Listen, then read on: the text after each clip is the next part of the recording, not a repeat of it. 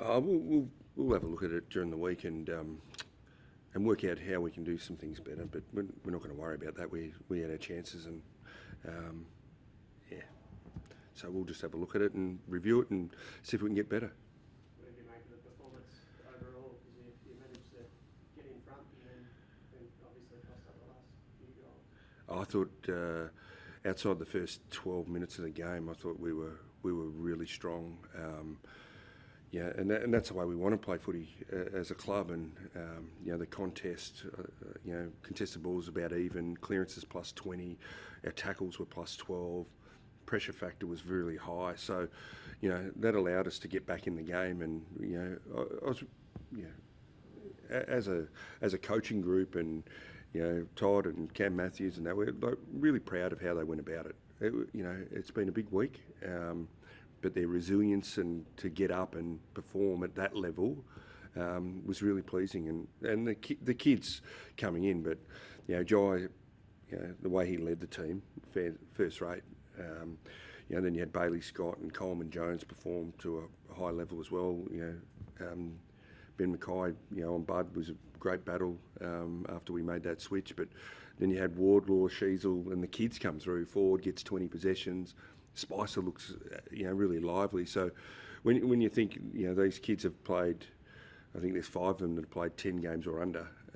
It's pretty exciting, and to see how we went about it today was a real step forward. We're disappointed we didn't win. That's what you play footy for, but we're pretty proud of how they went about it.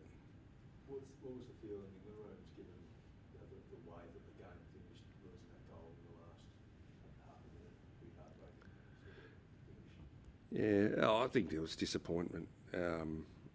You can see it on their face, but the bit is, you're going to play, if you play this way and, you're going to make it a contest for the opposition, you're going to win some, lose some. And we're going to put ourselves in more winning positions if we can keep up that sort of footy and give ourselves a chance. And sometimes you don't win. But for our group, it was the way they went about it. Yeah. Do you get any warnings, Brett, from... Sorry? Do you get any warnings from staff on the bench, AFL staff, or No. whatever it is, that you are nearing the cut, or you're at the cut with 7 No. o'clock? Sheasel and Wardlaw, what do you like out of their games?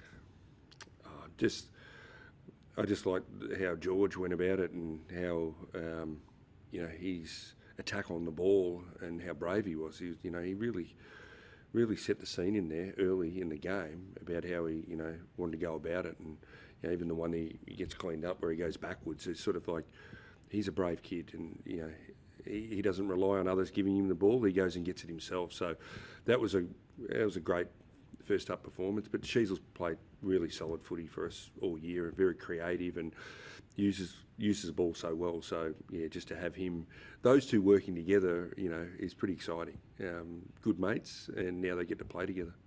What about Paul Curtis? Has he channeled his inner Dustin Martin with that goal in the first quarter? Yeah. I don't know. Where we were sitting, it bent like a banana back through, and it was a drop punt. So I don't know. He kicked it off the instep and did the work, but it's pretty classy goal. When you get the interchange stuff, do you guys normally do you keep a close eye on when it gets into the 70s, and sort of is there a process that that coaches have in terms of not just yourself, but in other coaching groups you've had in terms of how you manage the last year?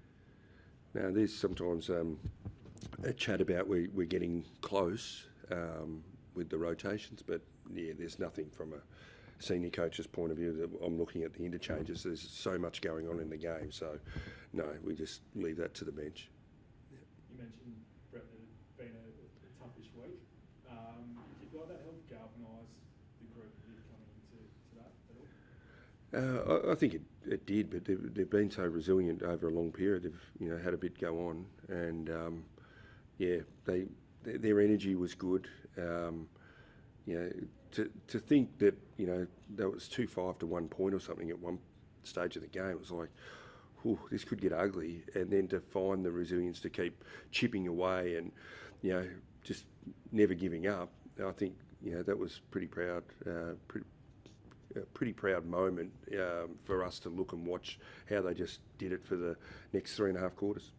Do you think Alistair was watching from home, despite the result, sitting watching with a bit of a smile on his face, given the information? I'm not sure if he's watching or not, and but he would have been very proud of the group today. Yep. Tarrant Thomas played AFL again today. Is there any chance he plays AFL next week? Yeah, he will come into calculations this week, so we'll have the discussion at match committee, and yeah, we'll just see if he's ready and where it sits from a club point of view as well. Yep. Cheers, thanks.